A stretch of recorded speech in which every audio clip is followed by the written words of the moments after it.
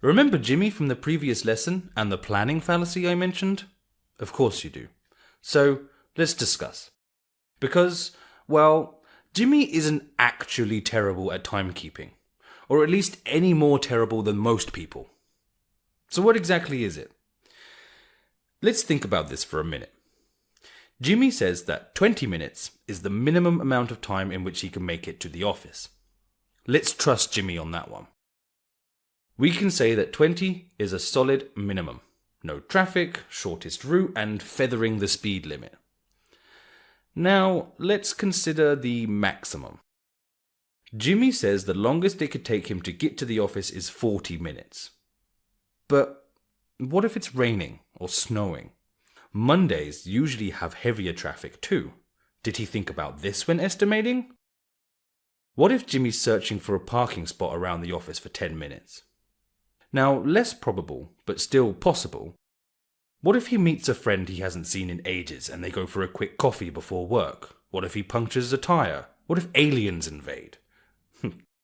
There are many things that may slow him down. Even if they aren't as probable as just getting stuck in a traffic jam, they are still possible, and if taken into account, will affect the range Jimmy originally estimated. So with this new knowledge in mind, we need to readjust the graph we made last time. All these possible slowdowns he forgot when doing the estimation need to be added to the right of our graph, so it reflects reality better. If you look at the graph now, you will notice that 40 minutes is really nowhere near the maximum time it could take Jimmy, so if you stretch the graph to account for the delays Jimmy could have, as well as the likelihood of those things happening, it will look something like this, with the average time of Jimmy's journey sitting further to the right also. But like I said, this is not really Jimmy's fault. In fact, he's not the only one who fails to see things like this. It's general human behavior. So why do humans fall for the planning fallacy? Let's discuss. The planning fallacy is a phenomenon in human behavior discovered by Daniel Kahneman and Amos Tversky in 1979, who stated that predictions are often wrong as people underestimate the actual time needed to complete a future task. They believe things will work out well, due to the optimism bias. The optimism bias is a term used to describe the behavior whereby people believe they are less at risk of something than somebody else. Think of the age-old, "I never thought it would happen to me." This is an almost universal cognitive function. Therefore, the optimism bias is an understandable reason why people neglect to think of every worst-case scenario when planning. Another factor impacting our ability to plan well is the illusion of control. This is just what it sounds like. In the broadest of terms, people often overestimate their ability to control events, focusing on the things they can control rather than the things they can't.